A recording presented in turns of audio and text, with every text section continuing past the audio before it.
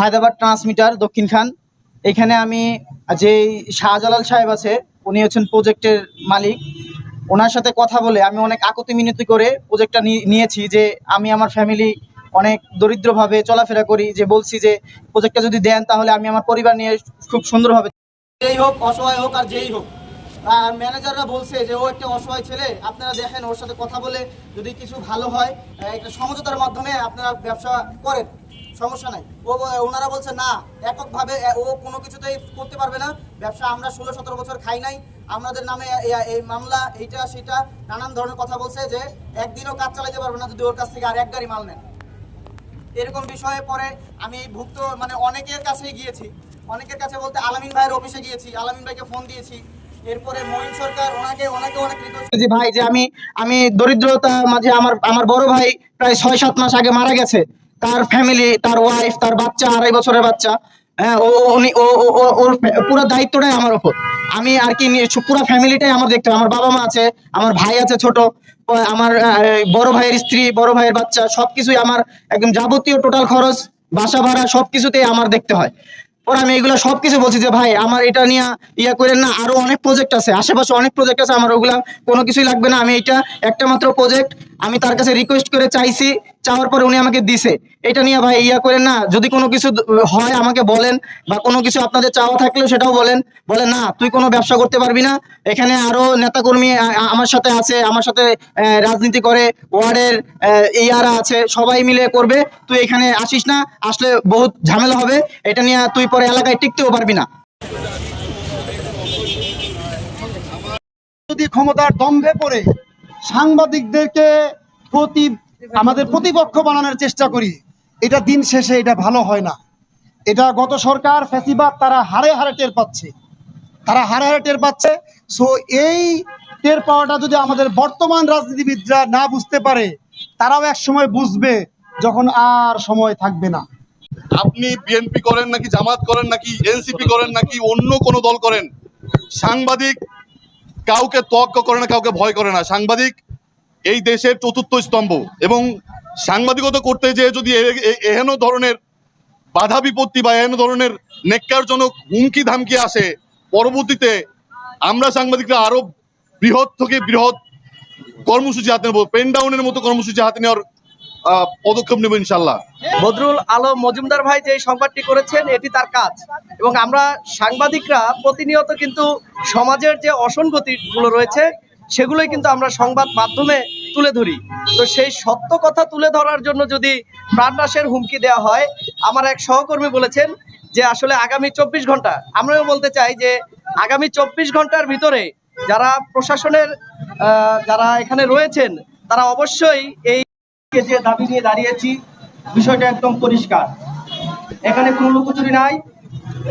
এবং যে বিষয়টা নিয়ে সাংবাদিককে হুমকি দেওয়া হয়েছে, বিশেষ করে আমাদের উত্তরা প্রেস ক্লাবের সাবেক 2 বারের সফল সভাপতি এবং বর্তমান সিনিয়র সহসভাপতি বদরুল আলম ভাইকে, এটা হচ্ছে নিউজ করার প্রতিবাদে। একজন শারীরিক অক্ষম ব্যক্তি সে বিএনপির একজন নেতার দ্বারা নির্যাতিত, সাংবাদিকের কাছে সে এসে জিনিসটা রিপোর্ট করছে, আমরা জাস্ট তুলে ধরছি। এতটুকু রিপোর্ট করার কারণে একজন মানুষকে মেরে ফেলার হুমকি দেওয়া হয়। আমরা স্পষ্ট বলতে চাই, আপনারা নব্য পেশিবাদ হওয়ার চেষ্টা করবেন না। 5 আগস্ট থেকে শিক্ষা নিন। যদি আপনারা নব্য পেশিবাদ হয়ে ওঠার চেষ্টা করেন, তাহলে 5 আগস্টে যেভাবে জনতা আপনাদেরকে এই দেশ থেকে, এই আওয়ামী লীগ ফ্যাসিস্টকে দেশ থেকে বিতাড়িত করেছে, আপনাদেরকেও সেই অবস্থা ধরাবে। সেটা হচ্ছে একজন সাংবাদিক যেখানে যাবে সে সংবাদকর্মী হিসেবে সংবাদ প্রকাশ করবে, এটাই তার মূল কাজ। সেটা ওইখানে কি হয়েছে, কোন দল কার কি, এগুলো তো আমাদের জানার বিষয় না। আমাদেরকে কলম দেওয়া হয়েছে, আমাদের প্রতিষ্ঠান থেকে আমাদেরকে বলা হয়েছে তুমি সংবাদ করবে, সংবাদ প্রকাশ করবে, সংবাদ সংগ্রহ করবে। তা আমরা সংবাদ সংগ্রহ করব, সংবাদ প্রকাশ করব, কার কি আসলো গেল এগুলো তো আমাদের মাথা ব্যথা। আর সব সময় ক্ষমতাধর ব্যক্তিরাই ক্ষমতার অপব্যবহার করে। আমরা ঐক্যবদ্ধ press club, Uttara press club, এই ক্লাবের মাধ্যমে আমরা সঠিক লিখবো। এতে কোনো নেতা বা কারো যদি ব্যক্তি আক্রোশের শিকার হয়, আমরা সেখানে একসাথে ঝাঁপিয়ে পড়বো ইনশাল্লাহ। আপনারা কি সবাই আমার সাথে আছেন? তারা সবাই অন্যায়ের বিরুদ্ধে, আমরা কিন্তু এক সারিতে যে আজকে দাঁড়িয়ে গেছি এটাই কিন্তু তার প্রমাণ। একজন সিনিয়র সাংবাদিক তিনি বদরুল আলম মজুমদার ভাই, তাকে হুমকি দেওয়া হয়েছে। এটা আসলে অত্যন্ত লজ্জাজনক একটা বিষয় এবং তার নামে যে সকল অপপ্রচার করা হচ্ছে এটা হাস্যকর ছাড়া আর কিছুই নয়। কারণ আমরা দেখেছি যে 5 আগস্টের সময় অর্থাৎ জুলাই আন্দোলনে যাকে পুলিশ সেই জসিমউদ্দিন থেকে ধরে নিয়ে গেছে, এইরকম একজন সাংবাদিককে যদি কেউ আওয়ামী বয়ান তৈরি করছে এইরকম অপবাদ দেওয়ার বা তকমা দেওয়ার চেষ্টা করে, সেইটা যে আসলে কতটা হাস্যকর সেটা যারা এই জুলাই আন্দোলনের সংবাদ কর্মীরা যারা মাঠে ছিল তারাই জানে। আসলে এখান থেকে একটা কথা স্পষ্ট বলতে চাই যে আসলে একটু আগে আমাদের জাতীয় প্রেস ক্লাবের সাংবাদিক নেতা ইসমাইল আহসান ভাই বলেছেন যে আসলে প্রতিবাদের ভাষা আছে, এটা হচ্ছে নতুন বাংলাদেশ, নতুন বাংলাদেশে প্রতিবাদের অনেক ভাষা আছে। তাই বলে কাউকে প্রাণনাশের হুমকি দিবেন, মেরে ফেলার হুমকি দিবেন, এইটা আসলে সভ্য সমাজ মেনে নেয় না। তাদের সাথে ছবি তুলতে হয় বিভিন্ন প্রোগ্রামে, বিভিন্ন সাংবাদিকের ভাষায় কথা বলবে, তারা নিউজ দেখবে, সংবাদের সাথে আমরা ছবি তুলছি। আগামী 20 বছর পর যদি আপনারা ক্ষমতায় না থাকে, শুধুমাত্র একটি ছবি ভিত্তিতে একটি মানুষের একটি ভালো গণমাধ্যমে কাজ করে কিনা তারপরে তার বিচার আচার করবে। সুতরাং সুন্দর সংবাদ তুলে ধরার জন্য দিন রাত তারা কাজ করে, তাকে শক্তিশালী করুন। সবাইকে ধন্যবাদ। উত্তরা প্রেস ক্লাব জিন্দাবাদ।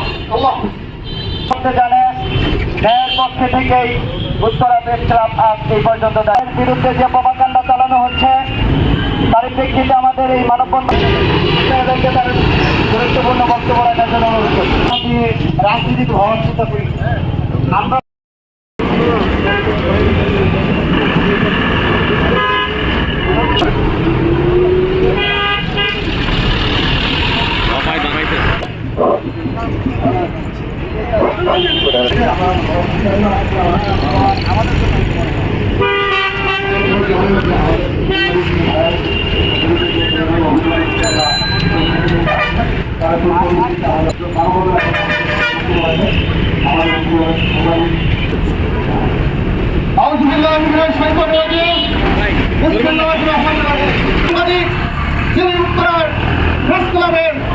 বিগত দিনের সভাপতি ছিলেন, প্রেস ক্লাবের সম্মানকে ক্ষুণ্ণ করার চেষ্টা করছে।